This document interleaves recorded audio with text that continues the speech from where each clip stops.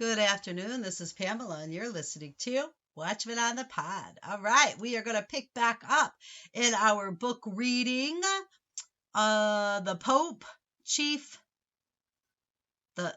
Chief of White Slavers, High Priest of Intrigue. And this is like a letter to letter going back and forth by Jeremy J. Crowley, who was, if I'm not mistaken, at one time, priest in the Catholic Church, and he left it. All right, so here we go. We're going to pick up in the letters that was written back and forth to the post office. There was a discrepancy. Hopefully you have listened to the first part and you'll understand what is going on.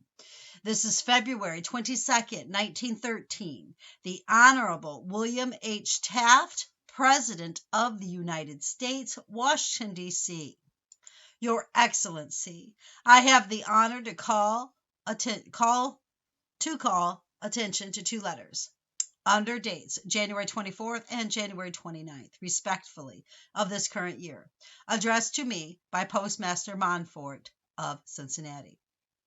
These letters, copies of which I enclose, have reference to my complaint against one Myron L. Herney, a clerk, till recently in the mailing section of the Cincinnati Post Office, whom I charge under oath with gross and scandalous misconduct towards me on August 15th, 1912. Conduct which, if unwhipped of justice, were an intolerable menace and most flagrant outrage upon the American public, especially American women and children, obliged to receive at the hands of such a foul-mouthed post office official the attention called for by the Constitution and laws of the United States. Mr. Montfort informs me in his letter of January 24th, 1913, that the matter of my complaint against Herney had passed entirely out of his hands and was now under charge exclusively of the Post Office Department at Washington. Here, sir, are Postmaster Montfort's own words from his letter aforesaid of January 24th, 1913. I, therefore, on October 29th, sent the case with all the papers on both sides and an abstract to the Department of Washington, and from that time it has been entirely out of my hands. Yet, Mr. Postmaster Montfort, in his letters of January 24th, 1913, this case being then, for nearly 3 months, entirely out of my Montfort's hands, adds, I will be glad to have you call at my office, and I will show you the evidence. Why, sir, should I call at the local post office to look over evidence in a case now entirely out of Postmaster Montfort's jurisdiction? Let me state right here that I rejoice that this matter has been transferred for final determination to Washington. There is involved in it a national issue of greatest concern to all our people and to their most cherished rights. In Chapter 8 of my work, Romanism, a Menace to the Nation, I say under the heading Papal Despotism.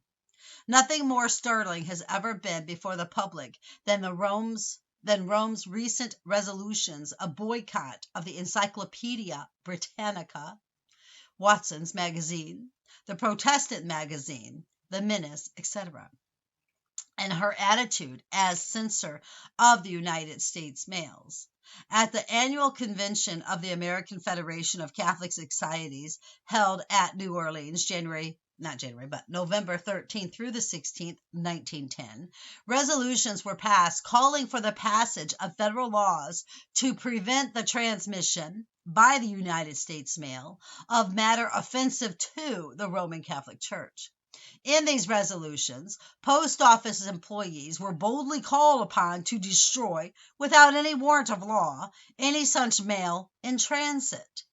The leading ecclesiastic at this convention was Archbishop Falconio, papal delegate to the Roman Catholic Church in America. Is the Roman Church mistress of the Post Office Department of the United States?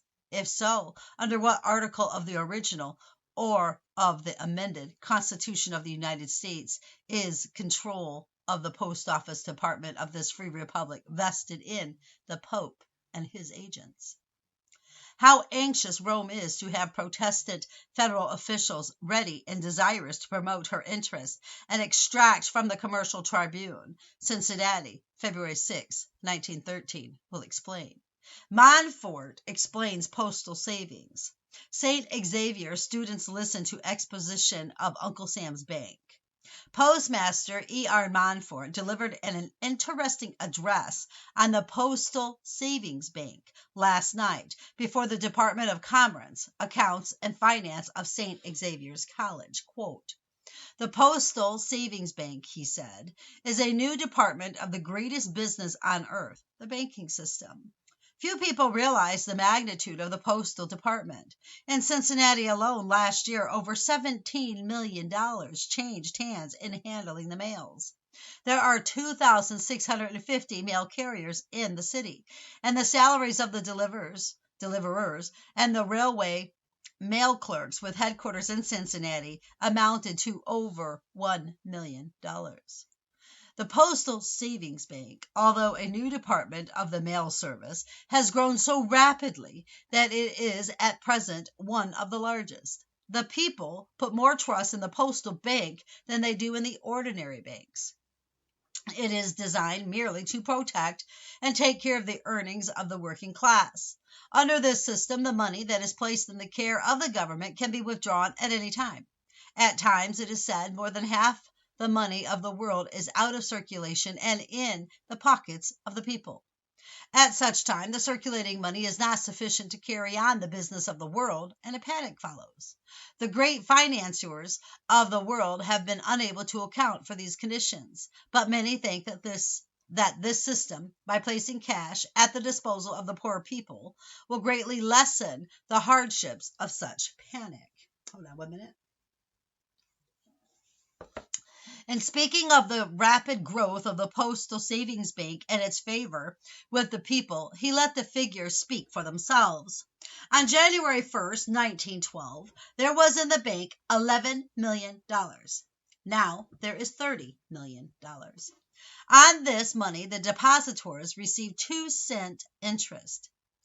The government, however, invests this money so that the department is self-supporting and so far has paid all its own expenses. Not only in the domain of the United States Post Office are papal agents busy, but also in other departments of governmental control.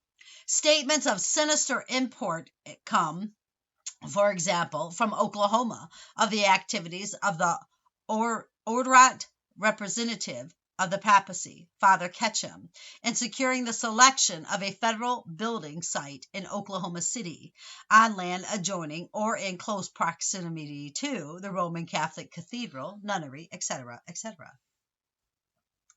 Father Ketchum is Rome's trusted agent in the manipulation of Indian affairs at Washington.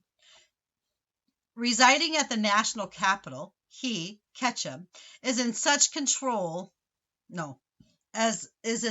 close contact with the papal delegation there and with Cardinal Gibbons, the very crafty, though unlearned prelate of Baltimore, that he may be relied on to discharge the duties of high functions you, sir, have seen fit to honor him with. First, to the full satisfaction and benefit of the Vatican. Secondly, to the profit of papal priests, monks, and nuns operating among whites and Indians,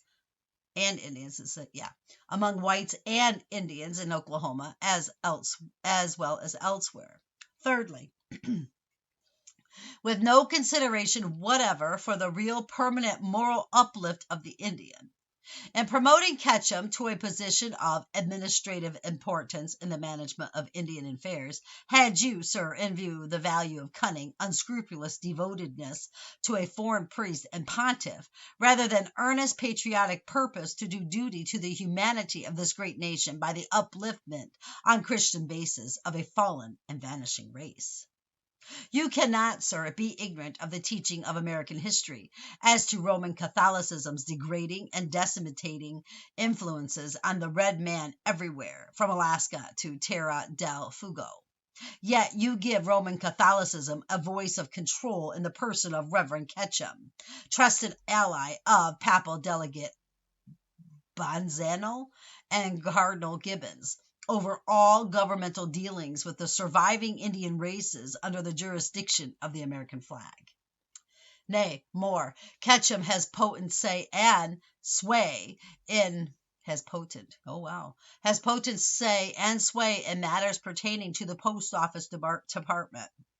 The great Congregational Church of the United States had in Oklahoma City a site for the federal building, much better adapted to public needs than the Ketchum Papal site selected finally by the department. The Congregational Church in Oklahoma City had, at the time, the Ketchum Vaticanistic land deal was put through a distinction representative in the Reverend Thomas H. Harper, pastor of Pilgrim Church, a Republican of worth and a citizen of eminence, as well as a clergyman of unassailable purity of life. No man in all Oklahoma had, for clean government and for the Republican cause, which he considers inseparable, made more sacrifices than the Reverend Tom Harper. But Harper stood away from and far above any alliance or collusion with the infamous liquor ring of Oklahoma City, which is one of Rome's most powerful instrumentalities in that prohibition state. Neither Rome nor Rum would have Harper for mayor of Oklahoma City. The people voted him in. The Roman bosses counted him out. The government at Washington, coinciding with Rome and Rum's estimate of this worthy man, has denied him and the masses of the clean living people of Oklahoma's principal city at all say or suggestion in the selection of a post office site for a city where Protestants may do the voting while Romanists do the counting. To return to my chapter on papal despotism, Archbishop Falconio had good reason, so the work on Romanism, a menace to the nation, continues, for tendering his sincerest congratulations to the American Federation of Catholic Societies at its convention held at Columbus, Ohio, August 20th through 24th, 1911, for its rapid progress and the effective good work accomplished by it. He was fully aware, I presume, of the destruction of much printed matter offenses to the Church and the Post Office of the United States of America since their last reunion at New Orleans. With good reason, there immediately follows in my book. I know that several large parcels of printed matter mailed at the General Post Office in Chicago during the months of December 1910 and January and February 1911 never reached their destination. This destruction commenced immediately after their New Orleans convention. On receipt of numerous complaints from subscribers, the sender called on the post office authorities for an explanation, but received no satisfaction whatever. This party's mail continued to be held up, and surmising the cause, the sender threatened public exposure of such unlawful action on the part of the Post Office Department.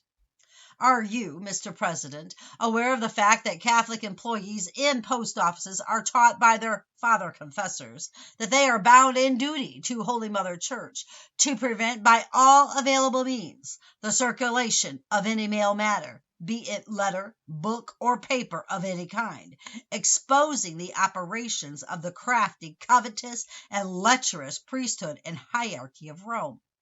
So teaches Father Gurry, the well-known Jesuit theologian, whose moral theology is the textbook of so many Roman Catholic training schools for priests. I defy production of any Roman Catholic theologian who takes a stand on this point contrary to that assumed by Gurry. The first duty of a devout Romanist is, according to all Jesuitical authority, all modern Roman Catholic moral theology teaching is Jesuitical. I can't say that word. Jesuitical. I can't say that word. To an infallible pope. A Catholic is a Romanist first, an American, an Englishman, or a German a long way after. This is the doctrine taught at the Roman Catholic University at Washington and at the Georgetown Jesuitical College, both at your very door, and by every Catholic educational institution in America and the world over. The Pope being, according to Jesuit theology, king of all earthly kings, ruler of all earthly rulers, having power from on high to invalidate and suppress all legislation framed by Congress, Parliament, or any other law-making instrumentality on earth, is the sovereign to whom devoted confession-going Romanists owe their first allegiance. Him first must they serve, even to the extent of violating oaths of office, injuring neighbor and fellow citizen, betraying the country affording them life, liberty, and pursuit of happiness. You have, sir, made appointments to several offices at the instance of and in accordance with the desire and request of Romanist bishop and priest. The professing Catholic so appointed must, to retain the goodwill of the influences back of his appointment, be loyal to the Pope and papal requirements, regardless of all other interests involved in his discharge of official duty. To destroy, for instance, mail matter by him as a loyal Romanist, considered inimical to papal machine interests, is one of the essential obligations of the Romanist postmaster or Romanist post office employee. The Romanist priesthood very often prefers for postmasters to say nothing, for the moment, of other offices. A professing, nay, even pious Protestant, ready to prove his liberality in things denominational by giving, when appointed, more attention to local holy fathers than a Catholic postmaster might care to exhibit. The assistants of this weak-kneed, time-serving American official are certain to be either devout Romanist or complacent non-Romanist, as ready as their chief to carry out the behest of the Vatican. Vaticanism has in America its professing Protestant representatives. They are conspicuous in prayer meeting, in Sunday school, and in pulpit. They sometimes reach leadership at synods, conventions, and even in minstrel associations. The amazing power attained by Romanists in this republic is, safe to say, due to as much so-called Protestant agencies as to direct Roman Catholic effort. The Protestant United States Senator, relying for re-election on the support of a John Ireland of St. Paul, a Glennon of St. Louis, a Quigley of Chicago, a Blinick of New Orleans, a Moeller of Cincinnati, or any other papal archbishop or bishop, is more condescending to Romanist importunity for piff and patronage than any professing Romanist could afford to be. Hold on 1 minute.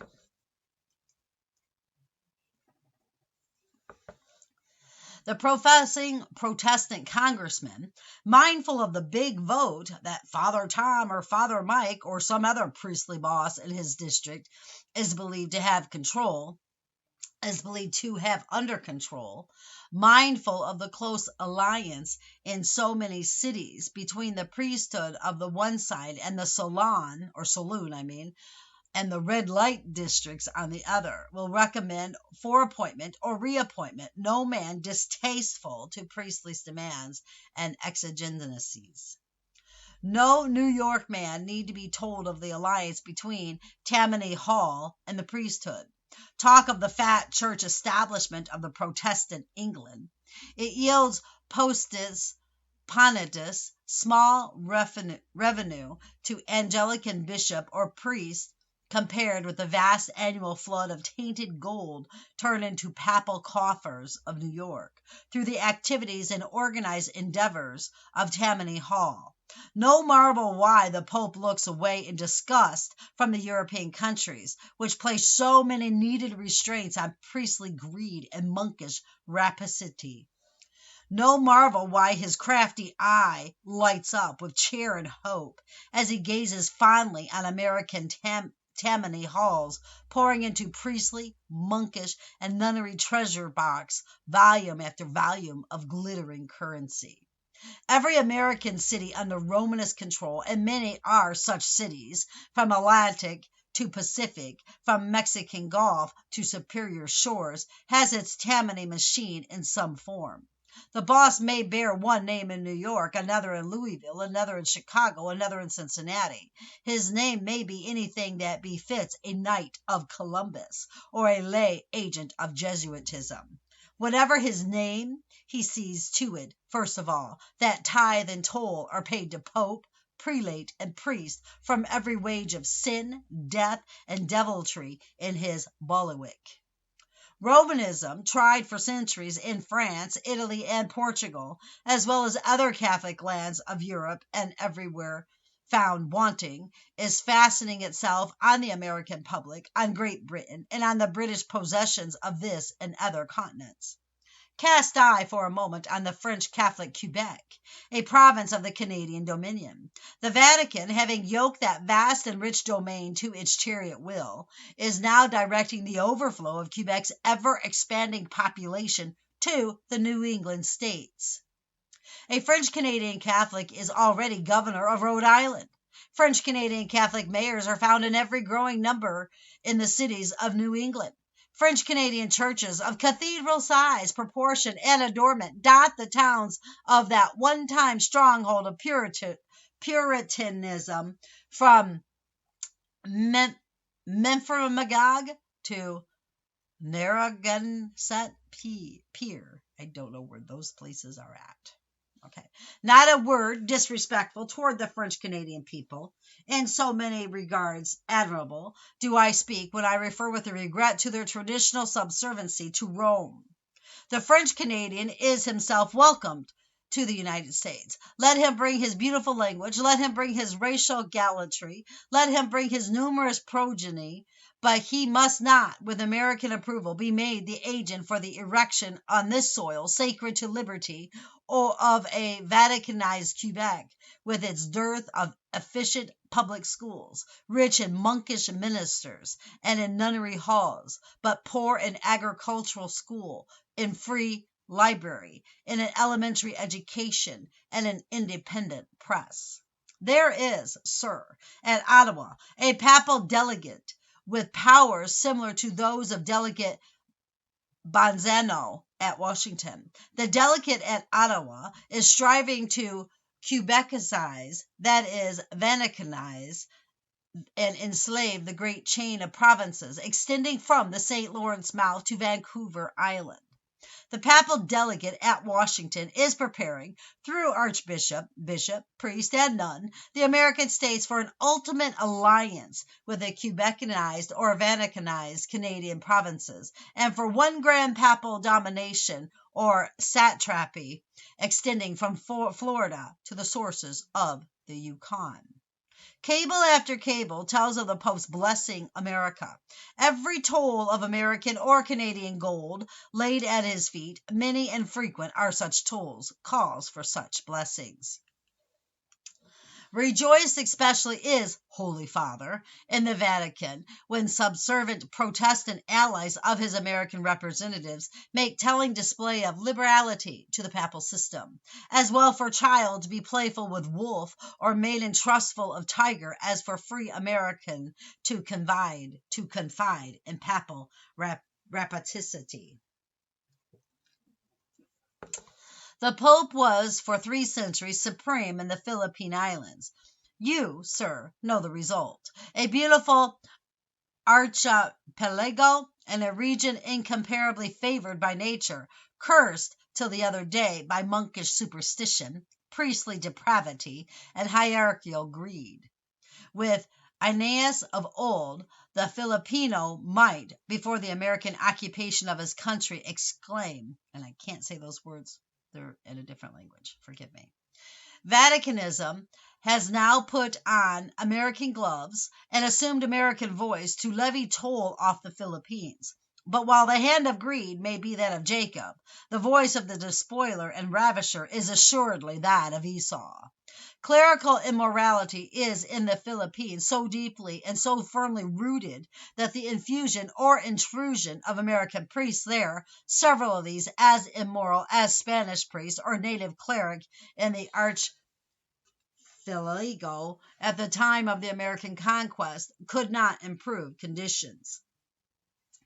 Testifying to the Philippine commission, of which you, sir, were leading member, Signor Don Felipe Calderon, a native of the islands, educated by the Jesuits of Manila, declared October 17th, 1900, with respect to the friars, morality in general, it was such a common thing to see children of friars that no one ever paid any attention to or thought of it, and so depraved had the people become in this regard that the women who were the mistresses of the friars really felt great pride in it, and had no compunction in speaking of it. So general had this thing become that it may be said that even now the rule is for a friar to have a mistress and children, and he who was not in the rare exception, and if it is desired that I give names, I would cite right now 100 children of friars. Asked if these children of friars were in Manila or the provinces, Senor Caldron added, in Manila and in the provinces everywhere. Many of my sweethearts have been daughters of friars. Asked again if the friars who have had these children were still living in the island, Senor Caldron declared, yes, and I can give their names if necessary, and I can give the names of the children too.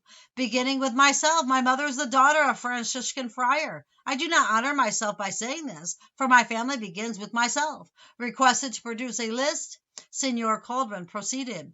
I can give it to you right now. And Panadecan Isidro Mendoza, son of the Bishop Pedro Payo, when he was the parish curate of the Pueblo of Sarma, and Imas, the wife of, I can't say these people's names. I'm so sorry. So I'm really going to butcher them. I'm going to go ahead and read it, but I'll be honest. I can't pronounce these names. Okay, the wife of Catino Tapaezo, daughter of Recolequito, friar of Mindoro, in Zambelis, Louise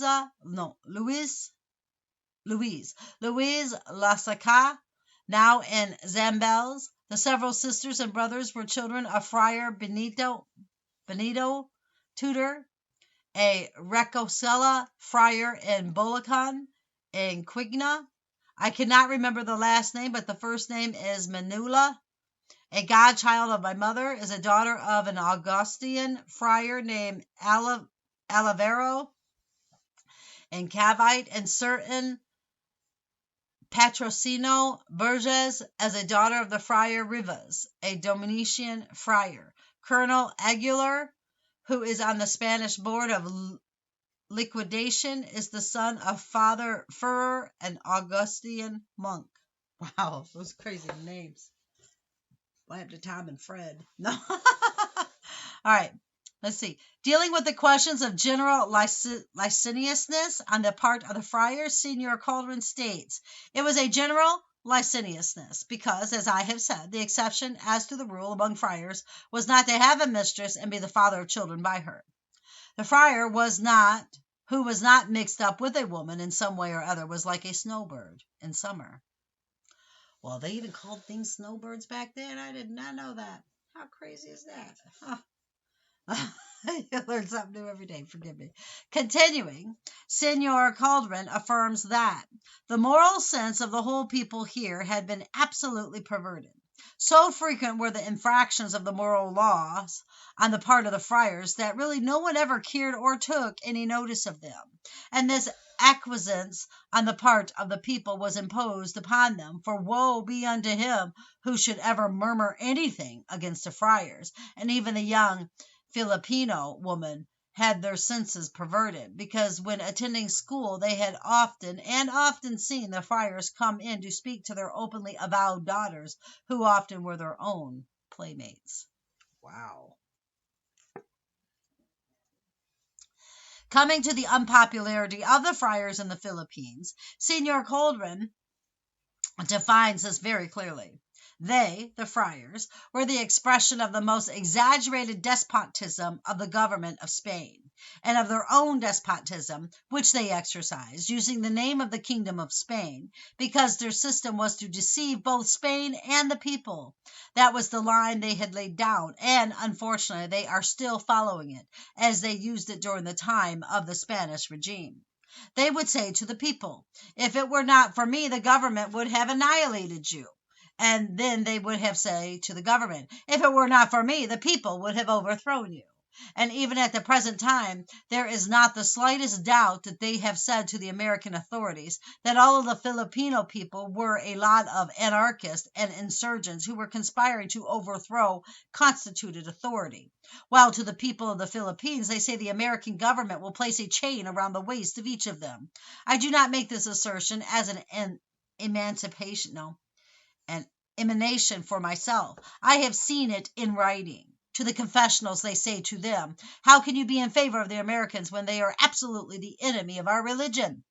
And they say that constantly to the secular clergy, adding that woe betides the poor Philippines who deliver themselves over unconditionally to the American government. And I have heard this from the very lips of Monsieur Chappelle, Archbishop of New Orleans and papal delegate to the Philippine Islands. Senate document number 190, 56th Congress, second session, page 139, 140, and 141. Joseph Rodriguez Infanti's testimony in the Siaman state document recites in point of morality, native priests and friars were about on the same footing. All these priests have, he states, the same vices, and when you take into account that they were purposely kept from following their natural bent to obtain an education by the friars, in order to show the Pope that there was a natural way of capacity in the Filipino, it can be seen why they became easy tools of the Spanish priests and great mimics of them in loose life. Senate document number 190, 56th Congress, second session, page 148. Senor Nazario Constantino of Bigan, province of Bulacan, a lifelong resident of the Philippines, testifying at the age of 58, declared solemnly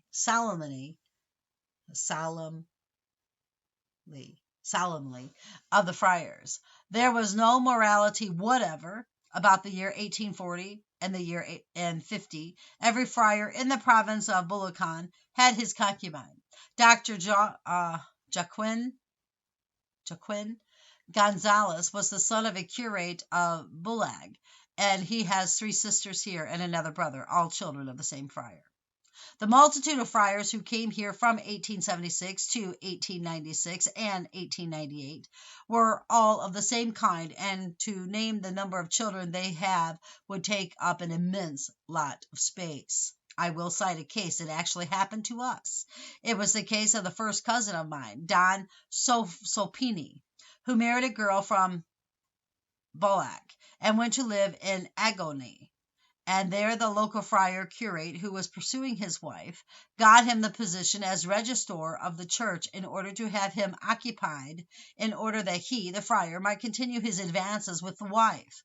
He was fortunate in his undertaking and succeeded in getting the wife away from the husband, and afterwards had the husband deported to Puerto Princesa near Jolo, where he was shot as an insurgent, and the friar continued to live with the widow, and she bore him children.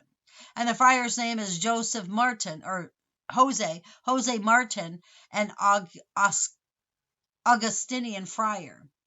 Senate document number 190, 56th Congress, second session, page 150 and 151.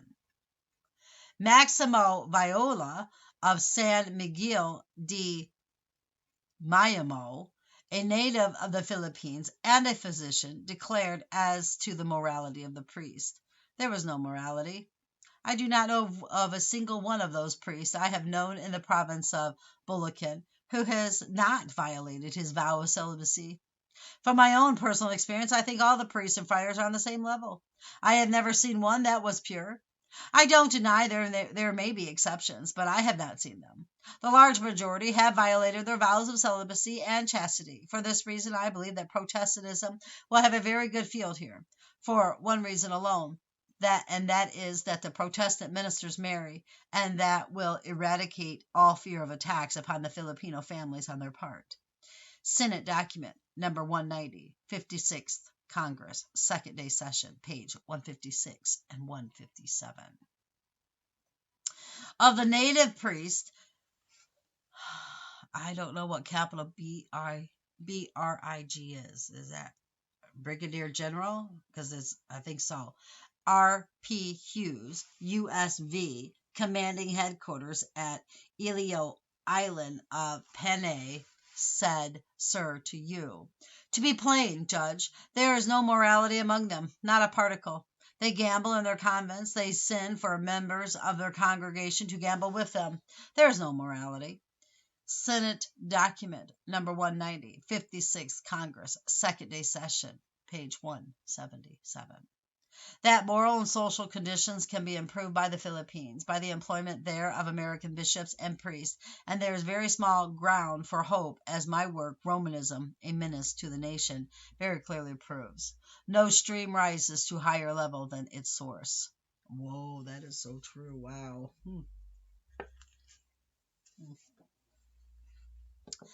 Drunkenness, graft, and immorality are very prevalent in American priestly ranks, from cardinals down to curates. Respect for public opinion compels, in many cases, concealment of priestly vices in the United States. But there is not a state in the Union without flagrant examples, not a few, of priestly profligacy. Mr. Montfort ascribes to my pen the article in the Menace, published at Aurora, Missouri, Saturday, January 25th, 1913. This honor is not mine. The author of the said article is Mr. H. George Buss, at the time staff correspondent of the Menace, who, over his own name, assumed publicity full responsibility thereof. Mr. Montfort, instead of writing direct to Mr. Buss of Washington, D.C., or to the editorial management of the Menace at Aurora, Missouri, addresses me, January 29th, 1913, stating of this case, then entirely out of his hands. I have not received reply to my letter of January 24th, nor have you called at my office for an interview. Then the Cincinnati Postmaster, menacingly adds, unless I hear favorably from you, I shall write to the Menace and demand that my letter to you should be published as my defense, as I cannot reach 500,000 people in any other way. Why should I, sir, let me repeat, call on Mr. Montfort in reference to a case now admittingly, according in his own words, entirely out of his hands? But if this case be entirely out of Mr. Montfort's hands, it is attracting papal attention. So pleased are the Jesuits of Cincinnati with Mr. Montfort's endorsement of Herney that they have bestowed on Cincinnati's postmaster what is, in eyes Jesuitical, a signal honor by inviting him to lecture at their college in this city, one of the most aggressively papal institutions of learning in the Middle West. Jesuits confer no honors on Catholic or non-Catholic unless the conferee have rendered notable service to papal interests.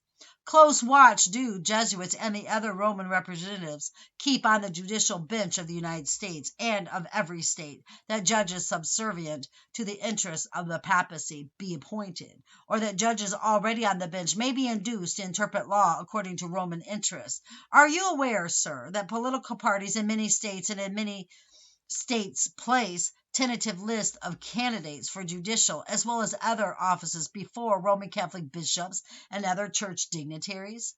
Any name objected to by the priesthood is sure to be obliterated. Known all over the land is the constant interference, now open, again underhanded, of the priesthood in civil, military, and naval promotions.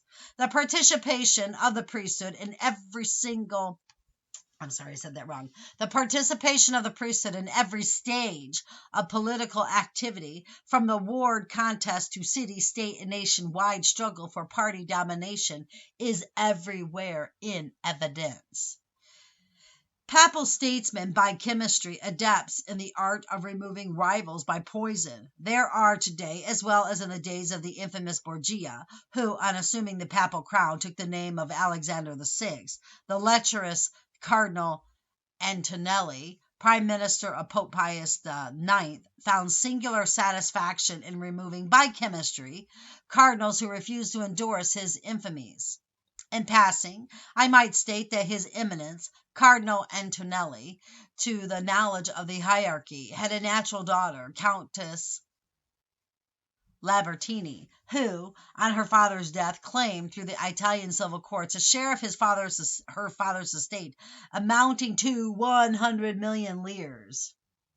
The Right Reverend George Conroy, Bishop of Ardgold, Ireland, papal delegate to Canada and Newfoundland in 1877 to 1878, was, in August 1878, poisoned at St. John's, Newfoundland, by the infamous Bishop Carfaganini, a greedy Italian who had been forced into the Sea of Harbor Grace, Newfoundland, where he gave so much dissatisfaction and excited such opposition that delicate apostolic Conroy was about to recommend his removal.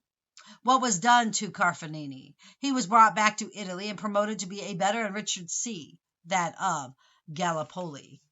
In my book, Romanism, A Menace to the Nation, page 51, 52, and 53, mention is made of several cases of murder by expert clergy, chemists, and other papal assassins. Some of those murdered were Police Officer Hyland, Vicar General Dowling of the Archdiocese of Chicago, a woman of Reverend Cashman's parish, concerning whose death certain high ecclesiastics, such as Bishop Muldoon, could give full particulars. Pertaining to the same case, Reverend Cashman states that he knows the person by whom her mysterious death could be explained. The suppression of such a book as mine through the offices of postal employees is a work very close to the heart of Jesuit and every other class of papal agents. It is through the influence of these Cincinnati Jesuits that Post Office Clerk Herney, whose case is still sub judice, has been transferred from the City Post Office building to Station 1, Avondale, Cincinnati. This transfer of Herney is either a promotion or a demotion. If a promotion is an official vindication of him from the grave charges by me preferred. If a demotion, a censure altogether inadequate of the accused man, Herney. It is, sir, in either event, an attempted disposal of the case now entirely out of Postmaster Montfort's hands. Actuated by a personal animus whatever against Postmaster Montfort or any other officer of the Post Office Department, I desire that this matter of my complaint against Herney be so finally decided and equitably determined that public interest and private rights may be conserved conspicuously and permanently. Time, indeed, that this complaint should be, both in the public interest and in my own, passed upon decisively. Herney, it is very evident to me, his own statements to the contrary notwithstanding, not only knew me well by sight, but knew also the nature and contents of my book. Several of his fellow postal officials had purchased copies of my volume, which had thus become a subject of frequent conversation in post office circles. Acting clearly, to my mind, under Jesuitical inspiration and prejudice, Herney grasped the first opportunity to him looking favorable for expression of profoundest animosity for myself and my printed production. To me, it is easy, after Herney's blasphemous and obscene outbreak on August 15th, 1912, to understand why several copies of my book, mailed by me personally at window number 9, Cincinnati Post to me, between July 16th, 1912, the very day of its publication, till August 15th, 1912, the day of Herney's vulgar verbal assault on me, failed to reach their destination. An American citizen, proud of his designation and his distinction, glad of the responsibilities, rejoicing in the discharge of every duty which American citizenship imposes, I raise humble but emphatic voice against special privileges for any case, creed, race, or individual in this nation of freedom. Special privileges are, sir, to Americans abhorrent. The heroes of the Revolution died that special privileges might perish from this land and ultimately from the world. A paper published in the Canadian Northwest utters a very significant truth. I quote from the Edmonton Bulletin. In a new country of mixed people, nothing more surely or quickly brings one class into general dislike and general disrepute than a suspicion that they may have aims other than a common or claim rights or privileges other than a generally accorded. Special privileges for none was the watch cry of this nation's fathers and founders. The maxim it was, sir, of the first president of the republic, the guiding star of the virile statesman who led the American ship of state through two great wars with Britain, through the struggle with Mexico, ending in the extension of freedom's boundaries to the Pacific, through the terrific conflict between the states, terminating in the triumph of the most cherished and most salutary of Washington's purposes, the unity and indivisibility and the sovereignty of the American nation. Worship the name and memory, revere, do all Americans, the achievements and triumphs of Washington, because this was the man God gave us when the hour. Let's see, I think this is a poem, so let me see if I can read it right. Forgive me. Let's see. This was the man of God. No. This was the man God gave us when the hour proclaimed the dawn of liberty begun, who dared a deed and died when it was done, patient in triumph, tempered in power, not striving like the Corsican to tower to heaven, nor like Philip's greater son, to win the world and weep for worlds unwon, or lose the star to revel in the flower. The lives that serve the eternal varieties alone do mold mankind, pleasure and pride, sparkle awhile and perish as they spray, smoking across the crests of cavernous seas, is impotent to hasten or delay the everlasting surges of the tide. I don't think that was a very good poem, but that's just me. I am, sir, at your command. For any further information at my disposal, my affidavit in the case dated August 17th, 1912, has never yet been met, either wholly or in part, by any adequate or satisfactory contradiction. I have the honor, sir, to be very respectfully yours, Jeremiah J. Crowley. Wow, that was a long one, wasn't it? Okay. Cable address, Crowley, Cincinnati, Jeremiah J. Crowley, author, lecturer, and publicist. 619 Johnston Building, Cincinnati, Ohio, USA. Me, President, February 26, 1913. I am enclosing under separate cover an open letter concerning postal and other matters. This open letter bears date February 22nd, 1913.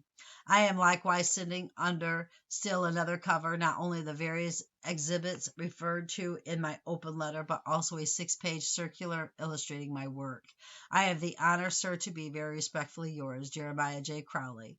To the Honorable William H. Taft, President of the United States, Washington, D.C. Part of the circular referred to above is here given. And I'm going to stop there because if I read too long, I don't know why, but my computer don't like to put it into a video format, so I will have to read this here in a little bit, and it is called Romanism, a Menace to the Nation, the new and original work by Jeremiah J. Father Crowley, second edition. All right. That was a very long letter. He basically wrote a book to the president about the situation and about all the knowledge that he knew, because, he was a priest at one time, so he had some knowledge on what was going on behind the scenes there. All right, brothers and sisters, keep your eyes on Jesus. Your nose in the book, which is the Word of God. And let us embed the Word of God upon the tablets of our hearts, so you and I will not sin against God or be deceived. I love you all. You have a great Sabbath day.